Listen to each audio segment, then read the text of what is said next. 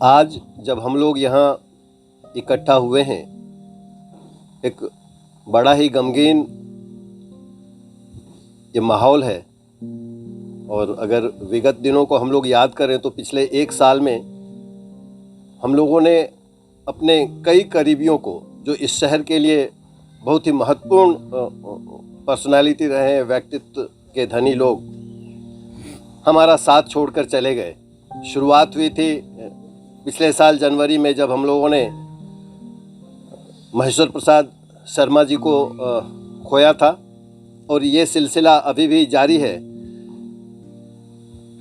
इस साल के जनवरी महीने के अगर शुरुआती हफ्ते की बात करें तो हम लोगों ने विजय भैया को खो दिया। विजय कुमार झा जी जो वरिष्ठ अधिवक्ता थे और जज के पद पर भी उनकी नियुक्ति हुई थी, जहां से उन्होंने त्यागपत्र देकर फिर से वकालत ज्वाइन कर लिया था। फिर उसके बाद इस शहर के नगर पिता और एक निहायत ही सामाजिक व्यक्ति हंसराज भैया, हंसराज प्रसाद जी को हम लोगों ने खोया। और अभी कल परसों हम लोगों ने जुबैरुल हसन साहब, जो कि स्वयं जिला न्यायाधीश रहे थे, जिनको हम लोगों ने खो दिया। तो ये सिलसिला पता नहीं कब जाकर रुकेगा। तो जब अपने लोग जाते हैं तो कहीं ना कहीं ये तकलीफ़ रह जाती है मन में। तो आज हम लोग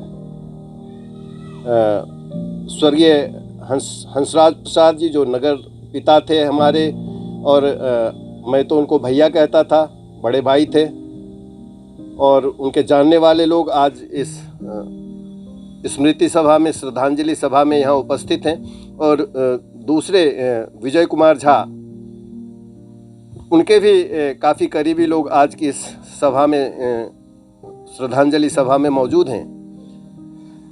तो इस घड़ी में हम लोग उनको याद करते हुए सबसे पहले 2 मिनट का मौन रखेंगे और फिर बारी बारी से उनको पुष्पांजलि अर्पित करेंगे। और उसके बाद फिर हम लोग उनको याद करेंगे, हमारे साथ जो उनके बिताए हुए पल थे उसको हम लोग याद करेंगे। तो सबसे पहले हम लोग उन्हें श्रद्धांजलि देने के लिए खड़े हो जाएं और 2 मिनट का मौन रखें।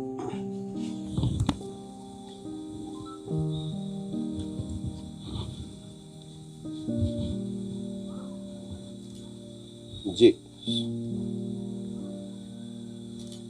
शुरू।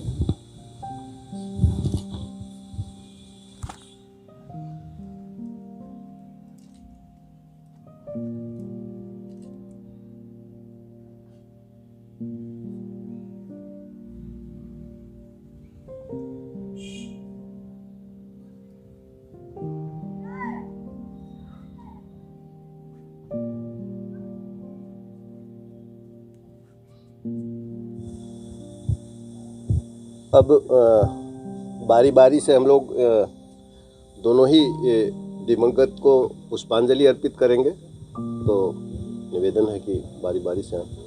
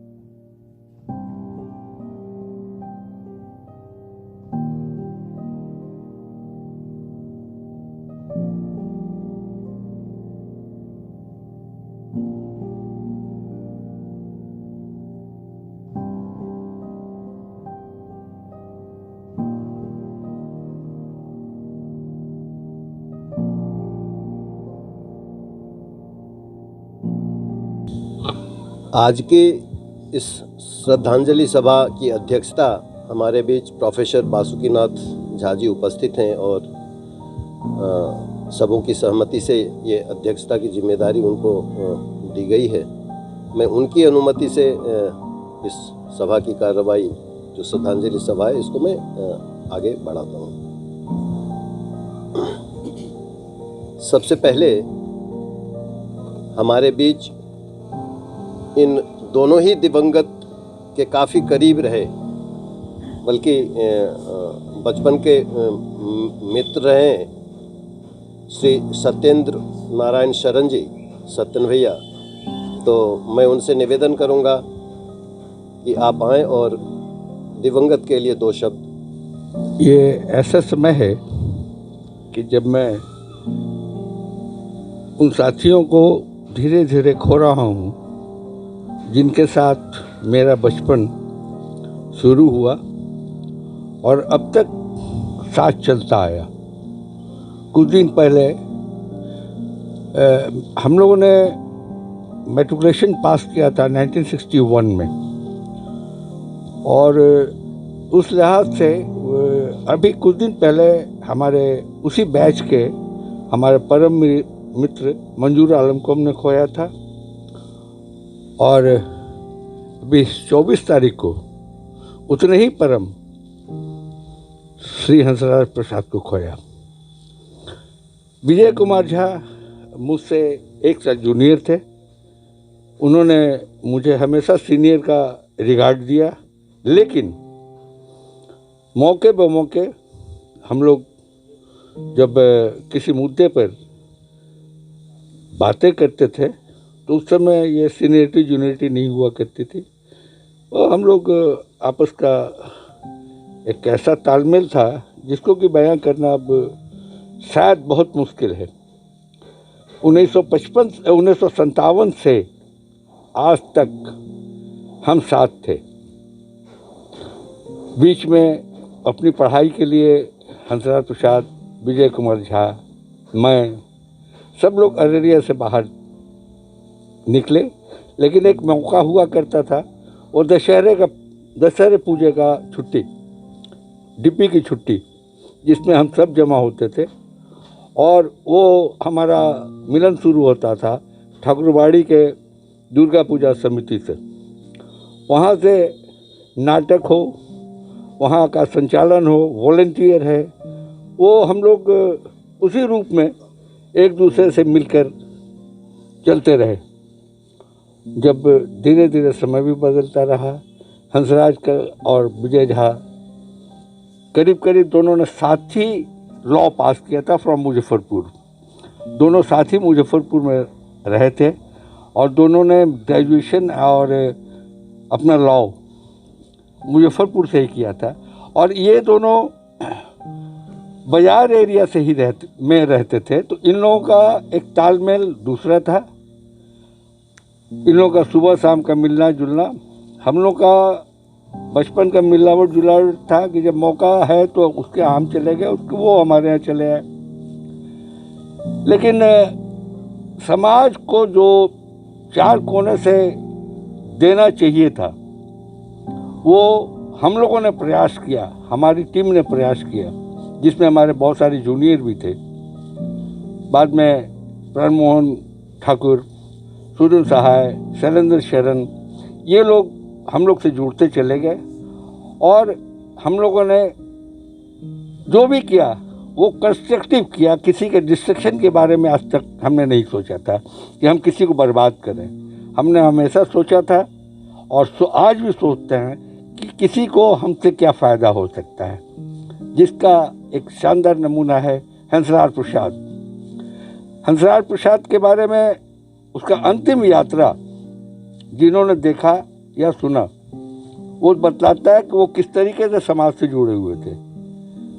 उनके डेड बॉडी को लेकर अपने घर से उनके पुराने घर पर लोग आए, और वहीं से उन लोगों का प्रोग्राम था कि ठाकुरबाड़ी होकर हम लोग काली मंदिर होते हुए घाट चले जाएंगे।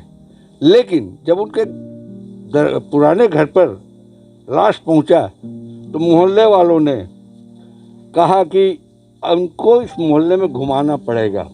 जिंदगी भर वो इस रोड पे घूमे हैं, और आज भी अंतिम यात्रा इस रोड पर होना ही है। और मोहल्ले वालों ने कंधा देकर उनको पूरे मोहल्ले में घुमाया। इसी से आप अंदाज कर सकते हैं कि वो समाज से किस कदर जुड़े हुए थे। कि छोटा से छोटा, बड़ा से बड़ा आदमी उनकी कदर करता था।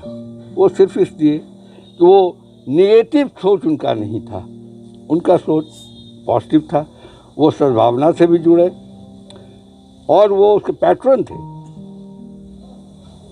सद्भावना के पैट्रन हंसराज प्रसाद, हमारे मोहसिन भाई, इन लोगों का देन है जो कि सद्भावना अभी भी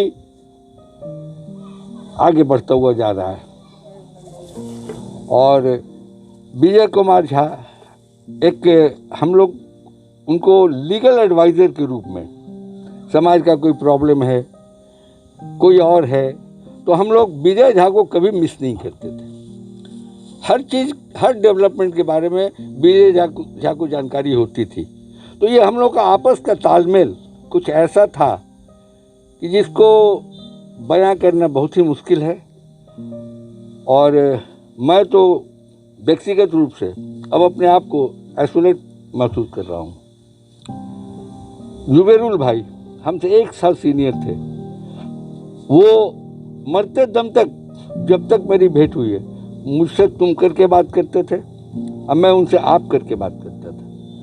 वो तहजीब, वो प्यार समाज में रहे तभी ये समाज चलता रहेगा।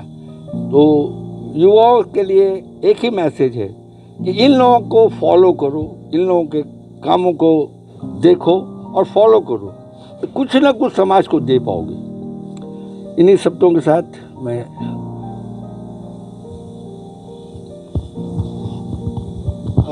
मैं अगले वक्ता के रूप में श्री शैलेंद्र सरन जी यहाँ मौजूद है, तो मैं निवेदन करूँगा कि आप आएँ और 2 शब्द उनके लिए बोलें।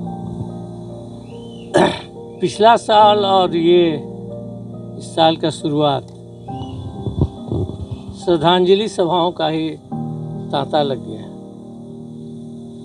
और सारे करीबी लोग जा रहे हैं। और मेरे लिए चिंता का ये विषय है कि जो मापदंड समाज का था, जिस बुनियाद पर ये देश, हमारा शहर से लेकर हमारा देश चल रहा था, उसके जो स्तंभ लोग थे वही लोग जा रहे हैं। और नया जनरेशन उस स्तंभ को संभाल ले, ये बड़ी खुशी की बात होगी अगर ऐसा हो तो।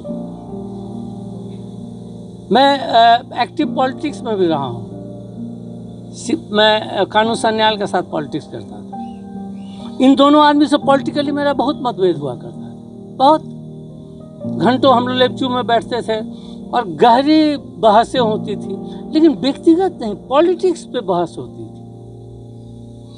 हम एकदम लेफ्ट के आदमी थे। कानून सन्याल के साथ हम काम करते थे। ये लोग कांग्रेसी हो गए थे। विजय जी इमरजेंसी में यूथ कांग्रेस के में बहुत ही एक्टिव हो गए थे। हंसराज जी को हम हमेशा बोलते थे आप तो स्लाइड रेंच है, जिसको ज़रूरत है अपने मुताबिक साइज का खोल ले, हिंदू हो, मुसलमान हो, सिख हो, ईसाई हो, मतलब नहीं, आप तो स्लाइड, उनको मजाक में हम बोलते थे आप तो स्लाइड रेंच है, जिसको ज़रूरत है अपने मुताबिक आप काम में लाता है। तो ये जो चीज़ है, ख़ास चीज़ है, ये जो मैसेज है समाज का, जो कि ये महानुभाव लोग छोड़ के गए हैं और हम लोग भी कल जाएंगे, तो अगली पीढ़ी अगर इस मैसेज को आगे नहीं बढ़ाएगी तो मैं समसामयिक बात से जोड़ के, श्रद्धांजलि तो है ही, मैं समसामयिक परिस्थितियों के अनुसार बोलना चाह रहा हूँ कि देश को जिस जगह ले जाया जा रहा है, ऐसी विभूतियों के जाने के बाद डर पैदा होता है कि अगला दिन क्या होगा। दीपक ने सही कहा कि हम लोग कभी सद्भावना मंच बनाने की हमको अररिया में क्या ज़रूरत थी भाई, कोई मतलब नहीं था। हम लोग होली में निकलते थे तो पैदल चलते हुए गैयारी गए और खरिया बस्ती गए, और ईद में भी वही होता था।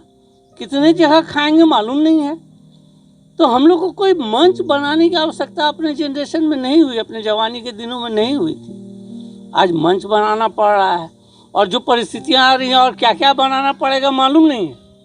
तो ये श्रद्धांजलि बहुत कहानी सुनाई जा सकती है, बहुत सारी कहानियाँ हैं, कहानियों को तो ज़िंदगी भर रहेंगे ही, सुनाएंगे ही व्यक्तिगत स्तर पर।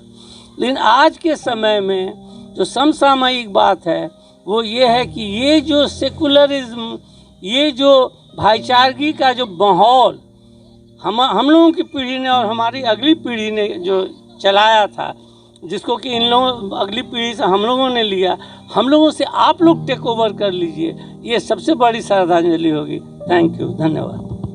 हमारे श्रद्धेय परम आदरणीय मोहसिन सर हमारे बीच मौजूद हैं। मैं उनसे निवेदन करूंगा कि आप आएं। आज के इस श्रद्धांजलि सभा की अध्यक्षता कर रहे प्रोफेसर बासुकीनाथ झा जी और उपस्थित तमाम प्रेस से जुटे भाइयों और विजय बाबू और संतराज बाबू से जुटे हुए सारे बुद्धिजीवियों और दीपक बाबू की पूरी टीम, मुझे इन दोनों हस्तियों से मिलने का अवसर श्री विजय बाबू से उस वक्त हुआ जब 1973 में मैं आदर्श मध्य विद्यालय अररिया बाज़ार आया तो विद्यालय की स्थिति बड़ी जर्जर थी। भवन नहीं थे, बहुत पुराना भवन था, पूरब तरफ एक भवन हम लोगों को बनाने की ज़रूरत पड़ी। तो उस भवन के गवर्नमेंट कोई फंड नहीं देती थी पहले, तो हम लोग जन सहयोग के लिए निकले। उस वक्त हमारे साथ में श्री नारायण प्रसाद सिंह बहुत योग्य शिक्षक थे, बहुत सीनियर मोस्ट थे, वो साथ में निकले और 2 बजे की वो दोपहर का मॉर्निंग स्कूल होता था। तो उस वक्त वो निकले धूप में, बोले चलिए अभी, हमका अभी क्यों जाइएगा, तो बोले अभी घर में सब होंगे, अभी भेंट हो जाएगी, इस धूप में कोई नहीं निकले हैं। तो हम लोग जब गए उधर ही से शुरू किए, हरी बाबू के यहाँ पहले गए। तो हरी बाबू बहुत हैरत से बोले कि इतनी कड़ी धूप में आप लोग क्यों आए। तो नारायण बाबू ने कहा कि भेंट करने के लिए आए हैं। इस तरह की भेंट की बातें आई तो वहाँ ही है। फिर उस वक्त भी नारायण हरी बाबू ने जो बात शिक्षा के मुतालिक कही थी कि उस ज़माने में भी वो लोग कितना कौशश थे, जबकि अररिया हाई स्कूल था ही। दूसरा, इस विद्यालय खोलने की स्कीम के लिए टूलू बाबू के साथ और वो जशकरण जी के साथ एक टीम बनाए थे, एक फंडिंग जमा किए थे, जो बाद में वो नहीं चल सका। तो उसमें कुछ राशि बची हुई थी। हरी बाबू ने कहा कि इसके कैशियर जशकरण बाबू हैं, आप टूलू बाबू से मिलिए तो जशकरण जी से आपको वो रकम अगर होगी, वो गुजर चुके थे, उनका बेटा था, तो वो कहा कि अगर होगा तो खाता में ज़रूर होगा पैसा। लोगों की ईमानदारी का बता रहे पहले के। फिर हम लोग आए, टूलू बाबू से मिले, टूलू बाबू ने कहा, हरी बाबू ने कहा ठीक है। वहीं विजय बाबू को परिचय हुआ और जब उनके यहाँ पहली बार गए, और उस वक्त बस संजय जी और श्याम तो मेरा विद्यार्थी ही रहा है। फिर हम एज ए गुरु उस परिवार से जुटे रहे, उस पूरे कैंपस के परिवार से। तो इसमें खाता जब उल्टा गया, खोजते खोजते पुराना खाता पैर लिखते थे फाइल में लोग, तो 900 रुपये की राशि वहाँ जमा थी उस फंड के नाम से, जो जमा करके गए थे वो हम लोग को मिला था। तो वहाँ हरी बाबू से, ये विजय बाबू से वहाँ परिचय हुआ, और श्याम बाबू और संजय बाबू के चलते बराबर हम लोग का आना जाना, उनसे संपर्क हुआ।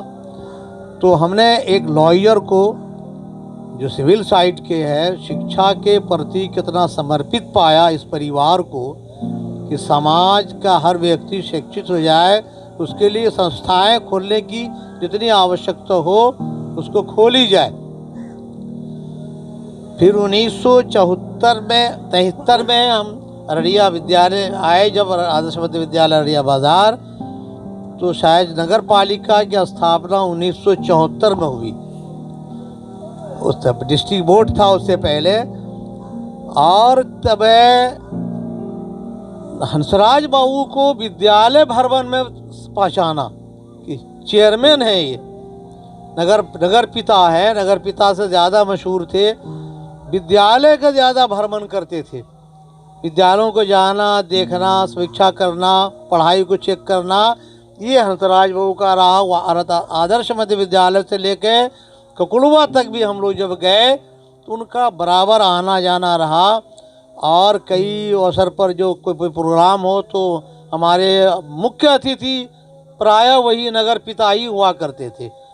तो शिक्षा के प्रति और शिक्षकों को सम्मान भी दिया इन्होंने, जो बेहतर काम करते थे। नगर पालिका सम्मान इनके ज़माने में शुरू हुआ था, नगर पालिका शिक्षक सम्मान, और वो प्रशंसा पत्र बना कर खूब अच्छे इसमें वो अपने सिग्नेचर थे, और इसके जो कार्यपालक पदाधिकारी है उसके सिग्नेचर से उसको दिया करते थे। तो शिक्षकों को काफ़ी प्रेरित करते थे।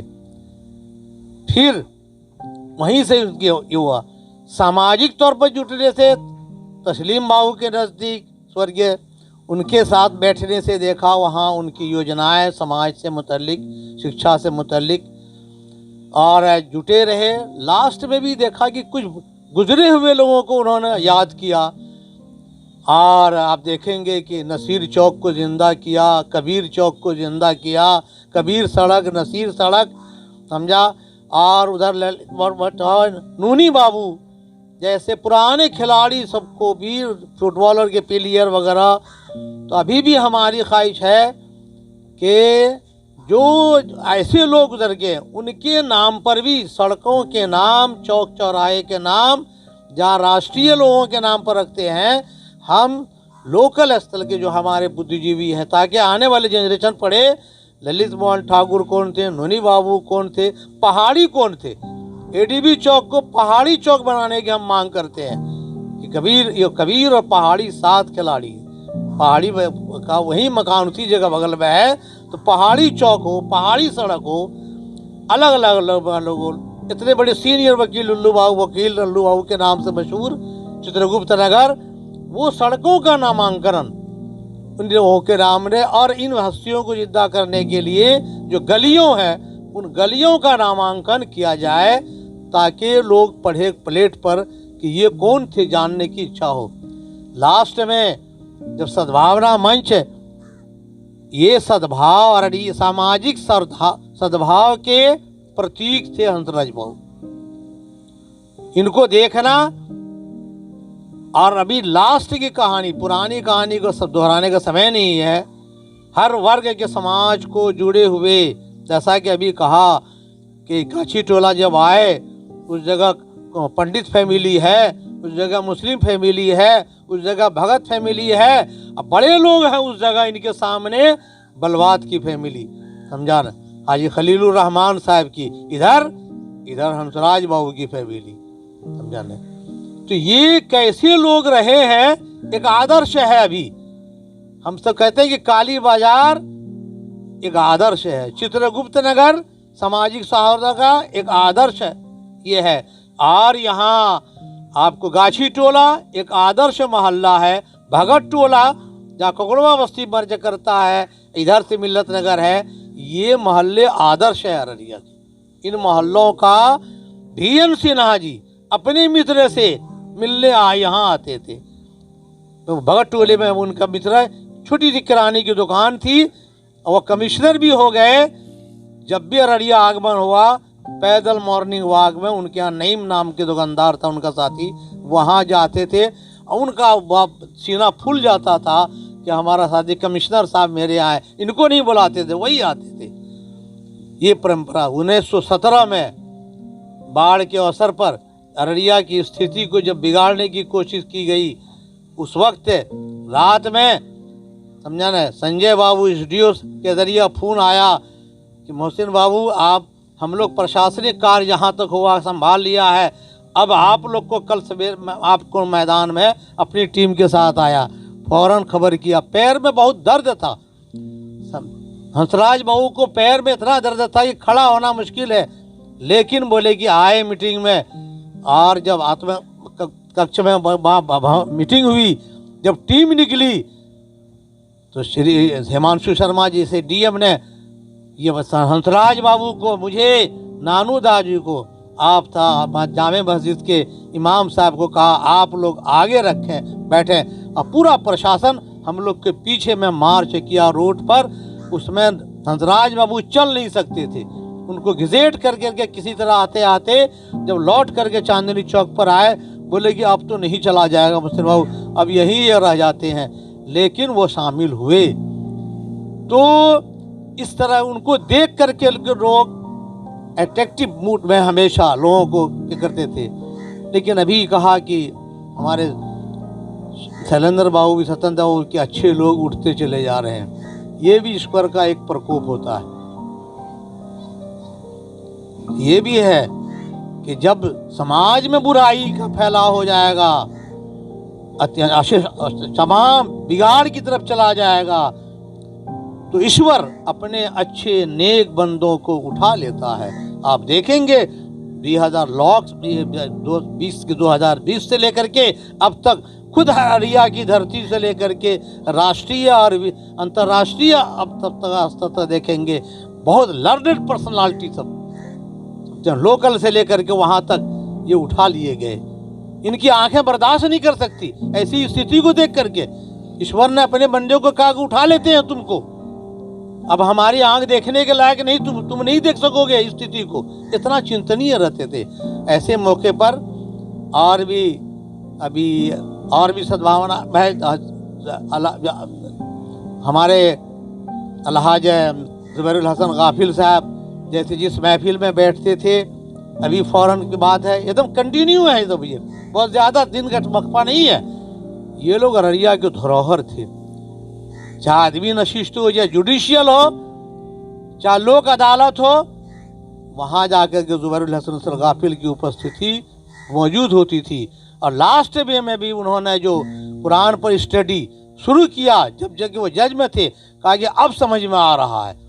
जब मैंने उनको दिया था कि अब मुझे ये बात समझ में आ रही है, क्या करना चाहिए लोगों को, चिंतनीय रहते थे। ऐसे अवसर पर ऐसे लोगों को याद करना। और नई टीम जो है, जैसा कि दीपक बाबू ने विश्वास दिलाया, मुझे भी पूरा विश्वास है। नाउमीदी कुफ्र है, नाउमीदी लोग हैं हमारे अंदर, वैसे युवा हैं, युवा वर्ग है, वैसे बुद्धिजीवी आज हैं जो वैसी टीम तैयार करेंगे।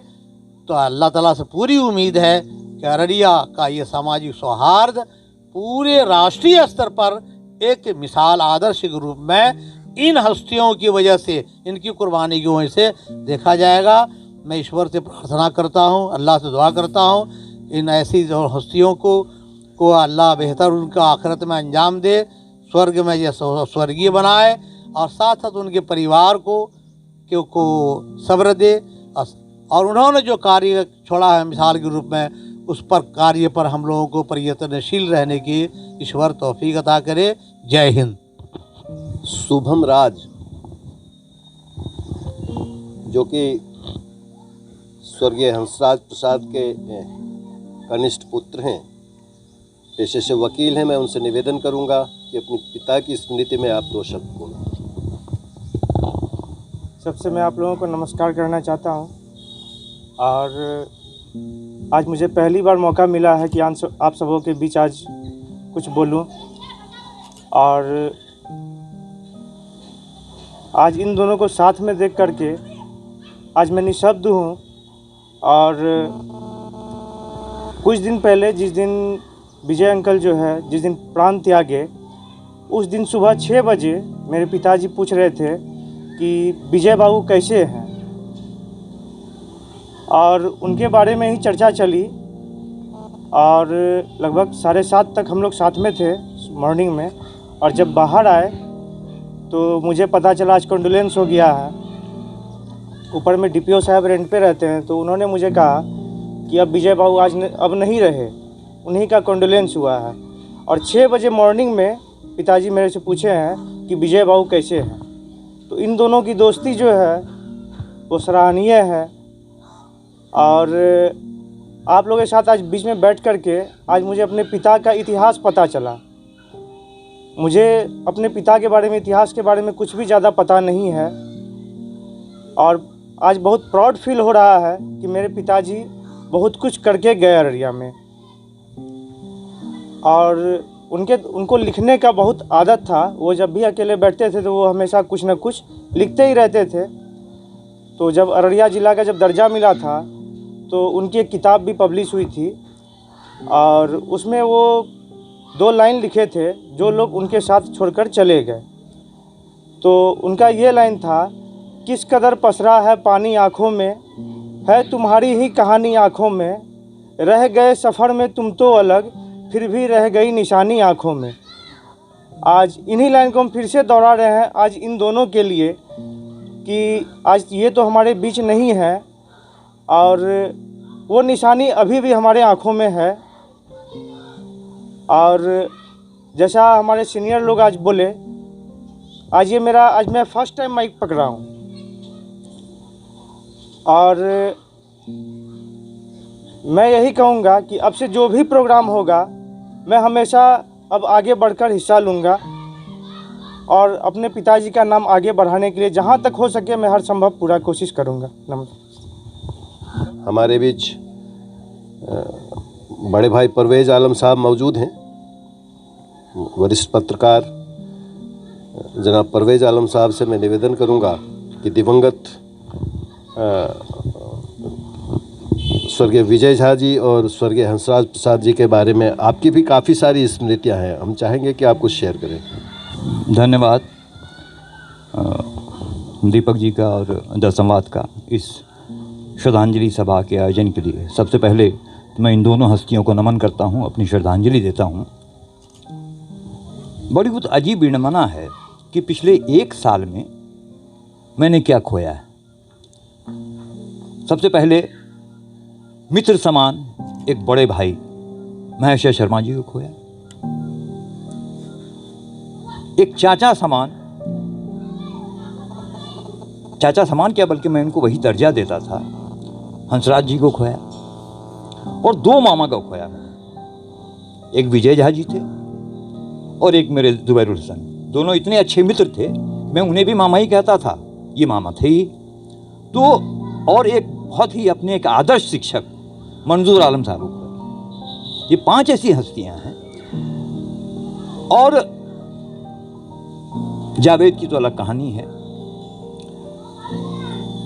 इन लोगों की खासियत ये थी, ये सारे लोग बहुत सारे मामलों में इनका मतभेद हुआ करता था। वैचारिक रूप से ये अलग अलग प्लेटफॉर्म पे हुआ करते थे, लेकिन एकता क्या थी, ये सामाजिक और सांप्रदायिक सौहार्द के सबसे मजबूत स्तंभ थे अररिया में। ये सारे लोग, ये अररिया की बहुत बड़ी क्षति है कि सामाजिक और सांप्रदायिक सौहार्द के स्तंभ माने जाने वाले ये लोग एक एक करके रुखसत हो रहे हैं। ये नियति है, लोग आते हैं जाते हैं। और विजय मामा तो जब यहाँ रहते थे तो अक्सर हमारे घर भी आते थे। माँ से भी काफ़ी उनका ये था, वो दीदी कहते थे अम्मा को। जब वहाँ चले गए वो एडीपी चौक के पास, तो फिर मेरा आना जाना कम हो गया। लेकिन उनका छोटा भाई विनोद जो है मेरा बैचमेट रहा है, तो मेरा एक पारिवारिक रिश्ता रहा। इन सारे लोगों से पारिवारिक रिश्ता रहा है। खास बात ये भी कि इन सारे लोगों से पारिवारिक रिश्ता रहा है। हंसराज प्रसाद जी को कभी हंसराज प्रसाद भगत के हमने नाम से नहीं लिखा, हमेशा हंसराज प्रसाद ही है। हमने कभी ये जानने की कोशिश भी नहीं की वो जाति क्या था, उनका नहीं था। इससे हमको कोई मतलब भी नहीं था और शायद किसी को भी कोई मतलब नहीं था। उनका नाम काफ़ी था कि हंसराज वो हैं वो। तो ये बहुत हाल में किसी ने कहा कि ऐसा है हंसराज प्रसाद भगत। हमने कहा भाई हम लोग तो हंसराज प्रसाद ही लिखते रहे, तो हंसराज प्रसाद ही हमारे लिए, वो जो भी हों। उनकी कुछ बातें हमको अभी भी बहुत याद आती हैं। जैसे हमारे सारे पत्रकार जी शायद जी आप इसको याद होगा कि हर 1 जनवरी को वो कलम और डायरी निश्चित रूप से भेजते थे और घर भेजवाते थे वो सारे पत्रकारों को। एक और ख़ास बात उनकी क्या थी, हर 26 जनवरी 15 अगस्त को, नहीं सॉरी, हर जिला स्थापना दिवस पर उनका एक दिन पहले एक विज्ञप्ति आता था जिसमें अररिया जिला का पूरा इतिहास लिखा होता था कि जिला संघर्ष बनाओ समिति, और हम लोग के ऊपर एक नैतिक दबाव होता था कि उस खबर को लिखने का, चूँकि हंसराज ने भेजा है तो उस खबर को नहीं लिखने का कोई प्रश्न नहीं होता था। तो हर अखबार वाला अपने हिसाब से उसको अपने तरह से एडिट करके लेकिन वो खबर लिखता था। तो ये दो बातें उनकी बहुत याद आएंगी। और ये श्रद्धांजलि सभा है, बहुत ज़्यादा कुछ नहीं कहा जा सकता है। और जैसा दीपक ने कहा है, साल भर पहले मैं भी देश और दुनिया में घटी घटनाओं को लेके मेरी सोच बहुत नकारात्मक हो गई थी। मुझे ये कहने में कोई एतराज़ नहीं है, बहुत मतलब ईमानदारी से कहता हूँ कि मेरी सोच जो है बहुत नकारात्मक हो चुकी थी। बल्कि एक बार मैंने शैलेंद्र भैया के घर पे ही बैठ के, देवू भैया भी थे, दीपक भी था, मैंने कहा कि देखिए अब मुझे कोई उम्मीद नहीं है इस देश के संभलने का, मुझे कोई उम्मीद नहीं रखता। आप लोग जो भी कह लीजिए, जितनी भी बातें कर ली, ये मुझे लगता है सिर्फ बातें हैं। अब ये फिर शायद वो नहीं हो पाए। लेकिन एक साल के अंदर अंदर मैंने जब चीज़ों को फिर से अध्ययन किया और फिर जो हालात मैंने देखे, फिर जिन लोगों के साथ मेरा उठना बैठना हुआ, फिर जो सकारात्मक ये हुआ, तो मुझ में फिर एक उम्मीद की किरण जगी है। और मैं बिल्कुल सहमत हूँ दीपक दास से कि ऐसा कुछ नहीं बिगड़ा है। हमारा देश, हमारा जिला तो सांप्रदायिक सौहार्द के लिए हमेशा से जाना जाता ही रहा है, और ये देश भी उतना ही सुंदर हमेशा रहेगा जैसे रहता है। जो इसका इतिहास है, एक स्वर्णिम इतिहास है, वो इसका बरकरार रहेगा। हर दुनिया के हर देश में कभी ना कभी उथल पुथल होता है, घटनाएं होती हैं, लेकिन ये सब क्षणिक होती हैं, तत्कालिक होती हैं, जो बहुत देर पा नहीं होती हैं। जो चीज़ें हमेशा लंबे समय तक चलती हैं, वो वही मूल्य हैं जो हंसराज बाबू, विजय झा जी, जुबैरुल हसन गाफिल, मंजूर आलम, महेश शर्मा लोग जो छोड़ के गए हैं, वही चीज़ें देरपा होती हैं, वही चीज़ें देश को आगे ले जाएगी। और मुझे अपनी नस्ल पे और अपनी भावी पीढ़ी पे भी पूरा विश्वास है कि उसी आदर्शों को लोग आगे बढ़ाएंगे। हमारा देश और मजबूत होगा और सुंदर होगा, हमारा भाईचारा और बढ़ेगा, सौहार्द हमारा और बढ़ेगा। धन्यवाद। हमारे बीच बैठे हैं, जाहिद से मैंने बात की थी, अमित अमन जी हमारे साथी यहाँ हैं। तो अमित अमन जी, मैं चाहूँगा कि आप दो शब्द ज़रूर कहें। धन्यवाद दीपक सर। विजय सर से तो हम बहुत छोटे थे, तो पापा के साथ हम उनसे मिले थे, तो हमको याद है पापा के साथ हम गए थे जब पुराने वाले मकान में, जब यहाँ पे वो शिफ्ट नहीं हुए थे, तो पापा परिचय कराए, जी हमारा बड़ा लड़का है, नाम पूछे। फिर पापा को बोले जो मुनि जी, वो मुनि जी ही बोलते थे पापा को, मुनि जी ये तुम्हारा नाम आगे बढ़ाएगा, इसके चेहरे पे दिख रहा है। ये लाइन हमको याद है।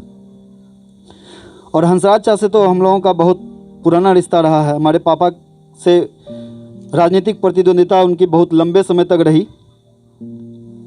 हमें याद है, अभी परवेज चा कह रहे थे जो हंसराज प्रसाद भगत थे, ये उन्हें बहुत बाद में मालूम चला। हमें याद है 2002 के चुनाव में, जब हाईकोर्ट के आदेश के बाद 89 के बाद फिर से चुनाव हुआ 2002 में, तो पापा चुनाव लड़ने के लिए नॉमिनेशन दिए थे और हंसराज चा लॉ कॉलेज में किसी पद पे थे। तो पापा उनके नॉमिनेशन रद्द के लिए एक एप्लीकेशन लिख रहे थे। तो हंसराज चा बाहर निकल के आए एसडी ऑफिस से, बोले मुनि जी तुम हंसराज प्रसाद भगत क्यों लिख दिए हो एप्लीकेशन में? मेरा नाम सिर्फ हंसराज प्रसाद है, उसको सुधार करके दो, नहीं तो तुम्हारा एप्लीकेशन रिजेक्ट हो जाएगा, फिर मेरा नॉमिनेशन स्वीकृत हो जाएगा। तो उन्होंने कहा था, ये याद है हमें आज भी। और उसके बाद से हंसराज चा से हम लोगों का बहुत नज़दीकी रहा। हंसराज चा जब 87 में चुनाव जीते थे परवेज चा, तो मेरे मोहल्ले को जब क्रॉस कर रहे थे, तो वो मेरे घर पे आके, हम बहुत छोटे थे, और माला उतार के मेरे पापा को पहनाए, बोले मुनि जी ये तुम्हारी जीत है, भले ये कागज़ में हम हैं लेकिन ये तुम्हारी जीत है। और उसके बाद से जब हम अखबार के लाइन में आए तो हमारी बहुत प्रगाढ़ता हो गई उनसे, फ़ोन पे उसका रेड क्रॉस में मानद सचिव बने।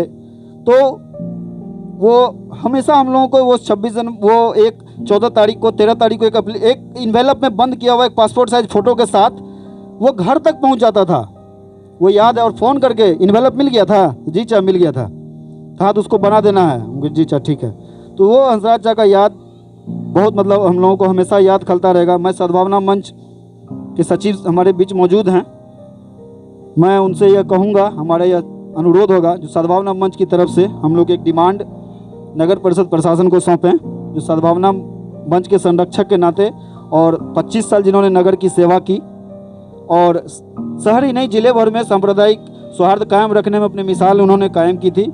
इस नाते हम लोग नगर परिषद प्रशासन को एक डिमांड सौंपें और शहर का एक प्रमुख मार्ग को हम लोग चिन्हित करें, जो हंसराज प्रसाद के नाम से उस मार्ग का नामकरण के लिए हम लोग बोर्ड पे दबाव बनाएं, जो एक मार्ग उनके हंसराज प्रसाद, क्योंकि हंसराज प्रसाद ने शहर के तमाम लोगों के नाम पर अपने कार्यकाल में नाम दिया। नेती यादव मार्ग, कबीर पहाड़ी बाबा मार्ग, कबीर मार्ग, विनोद राय के पिताजी का नाम पे गुलाब चंद राय, मतलब हर एक लोगों, कुंवर चौधरी मार्ग, ऐसे ऐसे लोगों का नाम उन्होंने अपने कार्यकाल में किया था। तो हम चाहेंगे सद्भावना मंच के नाते एक हम लोग डिमांड बना करके शहर के संभ्रांत लोग 10, 20, 50 की संख्या में एक एप्लीकेशन दें, जो शहर का एक सड़क चिन्हित कर लें, प्रमुख सड़क जो उनके नाम पे हो जाए, ताकि कम से कम नाम जिंदा रखना है। धन्यवाद। अब मैं भाई फिरोज साहब से निवेदन करूंगा कि आप आएँ। सबसे पहले मैं दोनों मरहूमीन को खराज अकीदत पेश करता हूँ। आज ये हमारे बीच नहीं हैं, लेकिन बहुत सी यादें छोड़ गए जिसे भुलाया नहीं जा सकता। हमारे विजय भैया, जिनको हम लोग हमेशा विजय भैया कहते थे,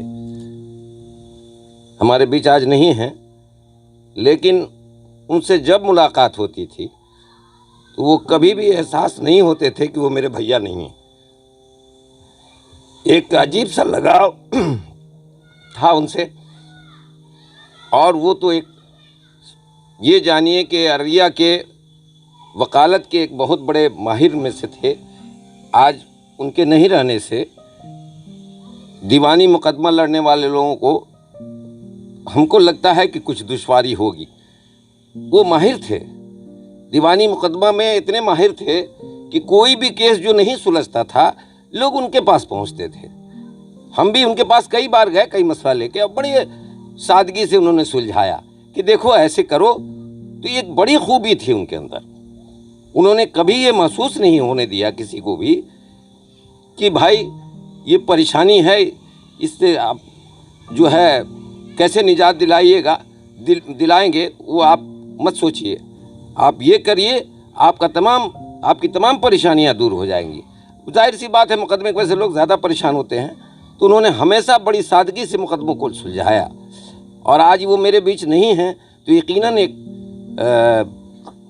वकला के इसमें दुनिया में जो है शोबे में एक बड़ी कमी महसूस की जाएगी। अब रहे हमारे हंसराज भैया। हंसराज भैया की बात यह है कि कोई तहरीक इनके बगैर मुकम्मल नहीं। शुरू से उठा के देखिए, हमेशा कोई भी प्रोग्राम हो, कोई भी प्रोग्राम इनके बगैर मुकम्मल होता ही नहीं था। ये हमेशा हर प्रोग्राम में बड़े खुलूस से शिरकत करते थे और ये अपना दिल जान से लग करके उस प्रोग्राम को कामयाब भी बनाते थे। कोई तहरीक देख लीजिए, जिला बनाने की तहरीक हो या और कोई भी मामला हो, सद्भावना मंच की बात हो या ईद बकरीद त्यौहार हो या किसी मौके पर आप जाके देखिए। हम लोग ने देखा है, जब तक यहाँ थे अक्सर उनके घर जाते थे, कई बार उन्होंने दावत भी दिया, अरे आओ बैठो खाओ, यहाँ ऐसे ही बुला के लेते थे। तो अब ये हमारे बीच नहीं है तो ऐसा लगता है कि एक बहुत बड़ी कमी मेरे अपने अंदर महसूस होने लगी है। हम अंदर से अपने को कुछ कम महसूस करने लगे हैं। ऐसे लोगों के चले जाने से, जुबैर हुसैन गाफिल साहब, ऐसे ऐसे लोग चले गए तो अपने अंदर हम बहुत कमी महसूस करने लगे हैं। एक जो हौसला मिलता था इनसे, वो हौसला अब टूटता हुआ नज़र आता है। एक बड़ी ताकत मिलती थी इन लोगों से और उस ताकत से हम लोग बहुत शौक़ से, बड़ी खुशी खुशी अपने काम को करने के लिए हर तरफ तैयार रहते थे। लेकिन आज इनके जाने से बड़ा अजीब सा लगता है कि कहीं से हम कुछ कम हो गए हैं। इसके साथ ही हम अपनी बात समाप्त करते हैं। और अब मैं आग्रह करूंगा चंदन कुमार लालू जी से कि आप आएँ और 2 शब्द दिवंगत के लिए बोलें। धन्यवाद द संवाद को कि इस तरह का आज 2 महान विभूति के लिए शोक सभा आयोजित किया। विजय भैया से मेरा हमको लगता है 87-88 से जान पहचान हुआ था। जब हम लोग बुल्लू भैया से जुड़ के हम लोग कोई सिम्पोजियम वगैरह सेमिनार वगैरह करते थे तो मुख्य अतिथि के रूप में, मुख्य वक्ता के रूप में विजय भैया को बुलाया जाता था क्योंकि जानकार थे। तो वहाँ से जान पहचान हुआ। फिर 1994 में एक दीवानी मुकदमा को लेकर विजय भैया से मेरा संपर्क हुआ और वो संपर्क अभी तक, आज के डेट मरने तक अभी विवेक, वो केस अभी भी जिंदा है। तो महीना में 2 बार कम से कम विजय भैया से मेरी मुलाकात होती थी। जब इस डेरा में थे वहाँ भी, जब वहाँ गए तो वहाँ भी। एक्चुअली विवेक हम लोगों से 1 साल जूनियर है, जो विजय भैया का बड़ा लड़का है। हम लोग गढ़बनैली हाई स्कूल में हम पढ़े हैं, मैट्रिक वहीं से किए हैं। तो विवेक, हम लोग एक साथ हॉस्टल में रहते थे, तो अररिया का था, हम भी अररिया के थे। तो इस लेके जान पहचान वहाँ से हम लोगों का हुआ था और विजय भैया से संपर्क रहा। जहाँ तक हंसराज बाबू का सवाल है, तो ये नगर पिता थे। एक हमारा दोस्त है, साथी है, जिसका नाम है विनोद, इनका साला, अभी तुम्हारा मामा विनोद भगत, जिसका दुकान था, अभी भी दुकान, पहले तो मोबिल पार्ट्स का दुकान था यहाँ पे बर्मा सेल के पास। तो हमारे जीजाजी का दुकान बगल में है, अभी भी है, तो हम वहाँ रहते थे। तो विनोद जी से हमारा जब संपर्क हुआ, दोस्ती हुआ, आना जाना हुआ, पारिवारिक रिलेशन हुआ, खाना पीना हुआ। आपको यकीन होगा कि दंगा जब हुआ था अररिया में 92 में, तो उनका डेरा इस जगह था, एकदम आज़ाद नगर और बर्मा सेल के बीच में जो वो गैप है, उसके जस्ट सामने वो स्थिति रहा। हम लोग वहीं पे थे। तो वहाँ से हंसराज बाबू उनके यहाँ आते थे, तो वहाँ से हमारा संबंध। फिर मेरे छोटे भाई का गुड्डू, इनके जो बड़े भाई है, वो दोनों फ्रेंड था। ये लोग, उसका भाई लकड़ी मिल चलाता था, जकी बाबू मिल चलाते थे, तो ये लोगों का बैठना उठना होता था। तो काफ़ी लंबे समय से हम लोगों का पारिवारिक रिश्ता रहा है दोनों ही लोगों से। और मैं आप लोगों को सद्भावना या शोक सभा के माध्यम से यह यकीन दिलाना चाहता हूँ, खास करके बुजुर्गों के लिए, बुल्लू भैया और सत्तन भैया जो आशंका व्यक्त कर रहे थे कि आने वाला जनरेशन हो सकता है कि जो मिडिल क्लास, हम लोगों का जो, हम लोग अब 45 प्लस हैं, हम लोग 45 प्लस हैं, यहाँ तक तो अभी तक ठीक है। हमको नहीं लगता है कि फिर कोई मंच जो परंपरा चली आ रही थी वो उसको निर्वहन करेंगे। लेकिन इनका शंका सही था कि वो जो लड़का है टीन ईयर, जो आज मोबाइल और व्हाट्सएप यूनिवर्सिटी से गाइड हो रहा है, जो यूनिवर्सिटी चल रहा है, व्हाट्सएप यूनिवर्सिटी, फेसबुक यूनिवर्सिटी, उससे जो गाइड हो रहा है, वो किस रूप में इसको ले जाएगा। तो हम लोगों का दायित्व, आपने अपना दायित्व निभाया कि हम लोगों के जैसे युवा को, हमारे जैसे लोगों को तैयार किया। अब हम लोगों का दायित्व बढ़ जाता है कि हम वैसे लोगों को अपने रास्ते, उस रास्ते पर कैसे लावें। ये एक बड़ी चुनौती होगी। धन्यवाद। और हम अमित अमन के बातों का समर्थन करते हुए कि सद्भावना मंच ये पहल करे कि हंसराज बाबू के नाम से एक पथ का नाम अररिया में हो, तो जो आने वाला जनरेशन भी उनको याद रखेगा। धन्यवाद। और हमारे बीच पंकज जी हैं। मैं पंकज जी से निवेदन करूंगा कि आप कैसे याद करते हैं इन दोनों दिवंगत को। संवाद परिवार को इस आयोजन के लिए मैं सबसे पहले शुक्रिया अदा करूंगा। आज दोनों ही महानुभावों के श्रद्धांजलि सभा आयोजित की गई है। दोनों बचपन से ही हम लोग इन दोनों के ही विषय में जानते, समझते, सुनते आए हुए हैं। विजय सर से तो मेरा ज़्यादा ताल्लुकात नहीं रहा है। मैं बाबूजी के ही साथ में इनसे 3-4 बार मिला हूं, लेकिन जब भी मिला हूं तो उनसे मिलकर कुछ अलग अनुभूति हुई है।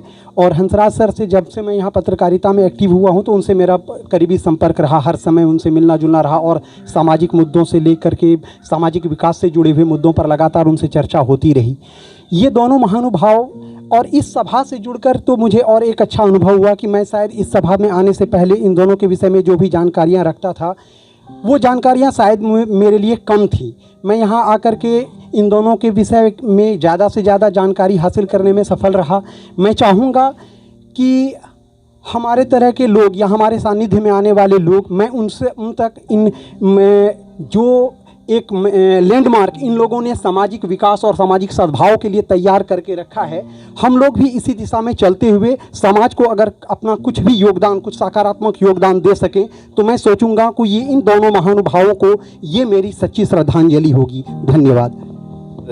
आज की इस श्रद्धांजलि सभा के अध्यक्ष प्रोफेसर बासुकीनाथ झा जी से मैं निवेदन करूंगा कि आप आएँ और 2 शब्द दिवंगत के लिए बोलें। इस सभा में उपस्थित मोहसिन साहब, माननीय शरण भैया, परवेश साहब, शरण भैया कहीं गए हैं, लालू जी, अमन जी और आप सभी जितने यहाँ उपस्थित हैं, मैं निश्चित रूप से आज का दिन मेरे लिए भी सौभाग्यशाली दिन हुआ कि परवेश साहब 11 बजे मुझे कहे जो ऐसी संवाद कार्यक्रम में आपका आना है, तो वैसे मेरी घर जाने की थी, लेकिन हम कहते चलिए भाई सेकंड हाफ में 2-3 बजे के बाद चला जाऊंगा। ये दोनों व्यक्ति के बारे में जितनी बातें हमने भी सुनी है, मैं अपनी बात ही शुरू करता हूँ। ये दोनों व्यक्ति मेरे लिए गाइड थे। तस्लीमुद्दीन साहब जब मैं आया यहाँ 1983 में अररिया, तो तस्लीम साहब के एक कॉलेज, महिला कॉलेज जो हाई स्कूल में चला करता था, तो मुझे ये विजय बाबू उसके मेंबर हुआ करते थे, तो मुझे कहा गया जो ये लड़का को लाइए उस परिवार से। तो मैं अनिच्छा से, बिल्कुल अनिच्छा से मैं वहाँ गया। क्यों, तो मेरी अंगीभूत कॉलेज सहरसा में मेरी बहाली हो गई थी, लेकिन चूँकि उस समय मैं यहाँ आया, पिताजी ने कहा चूँकि घर यहाँ है, डेरा यहाँ है, कहाँ जाओगे सहरसा रहने के लिए। तो तस्लीम साहब ने कहा जो देखिए, और विजय बाबू और दोनों आदमी मिलकर के हमको नहीं कॉलेज में आ जाओ। तो ये दोनों में इनका योगदान, विजय बाबू का जो उनके कॉलेज में हमको लाने में, और अब इनकी इस व्यक्ति के बारे में हम कह रहे हैं हंसराज बाबू। मैं उसी दरमियान लगभग दरमियान है उसके बहुत आगे जब साक्षरता यहाँ आया था, परवेश साहब गवाह हैं, लालू जी गवाह हैं। तो जब इस हमसे पहले नवल बाबू सचिव हुआ करते थे यहाँ अररिया ज़िले में, तो अचानक हम दूसरे पद पर थे, कोषाध्यक्ष के पद पर। अचानक हमको एक यहाँ कलेक्टर आए थे, उन्होंने कहा नहीं इनको सचिव बना दीजिए। मैं स्वयं हतप्रभ था, जो हम क्या करेंगे। परवेश साहब से कहा, मोहसिन साहब उसमें हुआ करते थे मेंबर में, और सब हमारे मित्र, कहा हम कि कैसे क्या करेंगे हम। तो संजोग से एक रात हमारी भेंट वहीं पर तस्लीम साहब के यहाँ हंसराज भैया से हुई, और रात का बहुत हो गई थी, फिर हमको भी जाना था उधर। तो इन्होंने कहा कैसे आए हैं, हम के सर आए तो थे, एक आदमी छोड़ गया था, अब तो जाना है यहाँ से, चलिए। हम रिक्शा उनकी रुकी हुई थी, तो हम दोनों आदमी उसी रिक्शा से विदा हुए। तो जब गए, हम कहे देखिए ना एक बड़ा, तो हम कहे सर आप आइएगा इसमें। बोले नहीं इसमें आप लोग करिए काम, इसमें हम नहीं, हम अपने बहुत व्यस्त हैं ना ये साहब। हम कहे देखिए सर हम उसमें हम भी नए हैं, और हमको लगता है जो हमको क्या उसमें कर सकेंगे, हम तो दूसरे काम में थे, यहाँ कॉलेज में हैं। लेकिन साक्षरता हमारे लिए बिल्कुल एक अजीब तरह का। लेकिन अशोक जी जो हमारे बड़े भैया भी थे और नहीं है इस दुनिया में, उनका भी और कई लोगों का, परवेश साहब ऐसे लोगों का हुआ जो नहीं। तो उस समय में कलेक्टर हुआ करते थे पी प्रधान, उन्होंने क्या किया, ठीक है हम तो सचिव बना दिए गए थे, लेकिन हंसराज भैया को सचिव नंबर 1 बनाया गया और हमको सचिव नंबर 2 बनाया गया, और हम लोग काम शुरू किए। लगभग 1 वर्षों तक हम लोग का काम बिल्कुल इसी तरह से चला। कई लोग इस बीच में, अब गाड़ी एक थी, हम दोनों को जाना है बाहर, अब गाड़ी एक का प्रयोग कैसे करें, तो हम दोनों में एक सहमति हो गई थी, जो फील्ड का वर्क आप देखिएगा पंचायतों में, गाँव में, और जिला का वर्क हम देखेंगे। तो गाड़ी हम लेके चलते थे 11-12 बजे, उस पर परवेश भाई रहते थे, लालू जी रहते थे, कमल भाई रहते, और कितने सारे हमारे मित्र थे, हम लोग जाते थे। और वो तो ये दोनों व्यक्ति हमारे ऐसे थे जो हमको उन्होंने अररिया में एक साक्षरता के प्लेटफॉर्म पर और एक कॉलेज के प्लेटफॉर्म पर हमको उन्होंने जगह दिलाई दी। संजोग से अभी हम 18 में रिटायर किए हैं और दोनों रिटायरमेंट हमारा एक के साथ हो गया है। साक्षरता भी बंद हुआ पूरे भारत सरकार से और कॉलेज से भी मैं सेवानिवृत्त हो गया। तो अब मैं महसूस कर रहा हूँ जो निश्चित रूप से ये दोनों व्यक्ति हमारे गाइड थे और इन्होंने हमको अररिया में एक अच्छा प्लेटफॉर्म दिया, एक अच्छा स्थान दिया और दिलाया। और परवेज साहब को मैं धन्यवाद देता हूँ। आज ये दोनों व्यक्ति के श्रद्धांजलि सभा की अध्यक्षता करने के नाते जो आपने मुझे चुना, इस हमको बुलाया, निश्चित रूप से हमें भी गौरव महसूस हो रहा है। और इन लोगों के प्रति यदि हम लोग कुछ कर पाएँ, जैसा कि अभी कुछ वक्ताओं ने, खासकर अमन जी ने और लोगों ने जो कहा है, उसमें मेरी भी जहाँ भी हम लोगों की आवश्यकता पड़ेगी हम लोग जाएंगे, चाहे प्रशासनिक स्तर पर हो चाहे अन्य किसी स्तर पर हो, हम लोग इनको उस हस्ती में उस जगह दिलाएंगे ताकि आने वाले जनरेशन यह समझ सकें जो ये व्यक्ति कौन थे, कैसे थे और अररिया को किस दिशा में लेकर गए थे। धन्यवाद। और अब अंत में इस श्रद्धांजलि सभा के समापन से पूर्व धन्यवाद ज्ञापन के लिए अफ़ान कामिल साहब, मैं उनसे निवेदन करूंगा कि आप आएँ और उपस्थित सज्जनों को आप धन्यवाद ज्ञापित करें। आप सबों का बहुत बहुत धन्यवाद कि आप सबने अपना समय निकाला। और 2016 जब दोबारा मैं वापस अररिया आया, तब से हंसराज चचा के साथ हूँ। बहुत कम महीने ऐसे गुज़रे हैं जिनमें उनसे मुलाकात नहीं हो पाती थी और जो मार्गदर्शन मिला उसमें 2 ही नाम शुरू में हमारे साथ जुड़ा, जिसमें एक हमारे पिता थे और एक हंसराज चचा थे।